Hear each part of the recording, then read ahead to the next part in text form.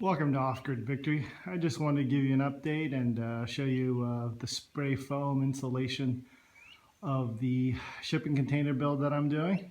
So let's go on in and take a look. So first of all, what I wanted to say is doing any kind of spray foam work, you want to be completely covered. You want all your windows down here, outlets, things like that, all covered. Maybe even the floor.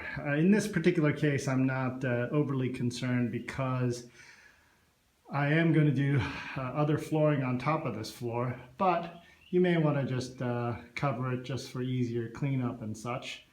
But the main thing I wanted to talk to you about is how to use this spray foam and how to get the best yield, best performance out of it. First of all, what you want to do is you want to make sure that it's above 85 degrees, 85 to 100 degrees.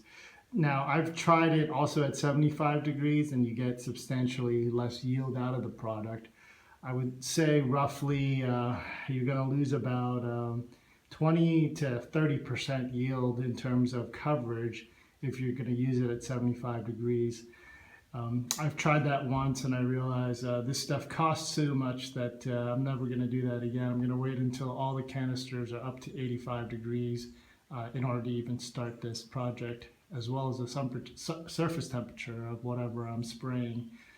So those are the lessons I learned. The other thing is it just goes all over the place. So including your clothing, your own person. So you want to be fully covered up, the appropriate masks and such, and eye protection. And so that's what you want to do in terms of the spray foam. Now, the material that I actually used is a Dow chemical product here. It's called Froth Pack. And a word about this. In order to save money, what you want to do is really take a hard look at the coverage that you have and how much of the product you need. So for instance, this Frost Pack 620 means that you can cover a 620 square feet of material at 1 inch. And that's at perfect temperatures, 85 degrees or so, or higher. And so to give you an idea, at my local Lowe's, they were selling the Froth Pack 200. So I would need 3 of these guys in order to achieve the same thing. Now, if I did the math on this container, for this entire container, I've used 2 of these. So I've used about 1,240 square feet for the shipping container without doing the exterior doors. Everything else was covered. And of course, minus whatever cutouts that I have here, I ended up with about 1,240. And so I ended up spending roughly I think it was like $1,300 or $1,400 for that. But to give you an idea, if you had bought the same product at your local big box store, each one of the Frostpack 200 packs would have cost me about $350 or so here in our market. And so the savings difference roughly was about anywhere from $1,400 to $1,500 just for this one container. So you save quite a bit of money. So give you an idea, so 200 at about $300, $350. So to achieve that, it would be about $1,400 just for this one guy here. So 2 of these 28, and so that gives you an idea. 28 versus 14 to 13. So quite a significant savings in terms of what you need to do on a shipping container. So this is the way I would recommend going. This is a commercial pack. The other thing with this particular commercial kit is it comes with all of these things here, the spray hose and different nozzles, and of course, yeah, make sure you have all your safety gear. The other thing I wanted to say in terms of the coverage here in the container is I'm not trying to achieve the best R value in this container. Really, the goal here was to cover every metal surface that would be exposed to mitigate condensation.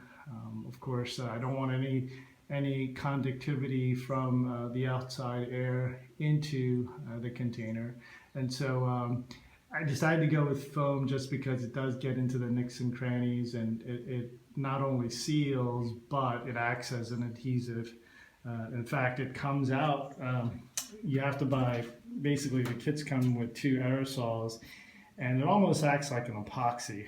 The chemical reaction happens when the two tanks mix. So anyway, that also acts as glue. So that's why we decided to go with the foam.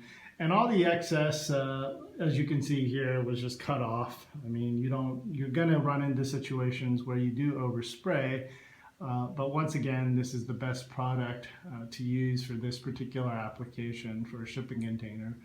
And of course, because I am trying to maximize the space in between my container as well as above, using this type of 2x4 construction in terms of on a horizontal versus the vertical axis, this was really the only option that I had, because insulation would just compress too much, the standard fiberglass, and of course just trying to get all those little pieces in would have been extremely difficult and time consuming as well, versus this foam spray job. With the prep and all, maybe it takes 2 days. But in terms of the actual spraying, I did this all in 1 day. Now, one other added advice for this insulation kit: the foam itself has to be kept moving. I believe in the instructions it says if you don't spray the material out of the nozzle within 30 seconds, it will harden. In fact, it starts slowing down after 10 seconds. So you really have to keep that spray moving. What I tried to do after doing this initially was just make sure that I didn't stop spraying for more than 5 seconds. So really you need to keep on moving. And the other final last thing is, if you do have any spillage, like on the floors and whatnot, what I would recommend is just leaving it alone, letting it harden, and then cutting it off later, because otherwise you're going to have just a messy goop cleanup job, and it's not going to be very pretty when you're done. Alrighty, shalom.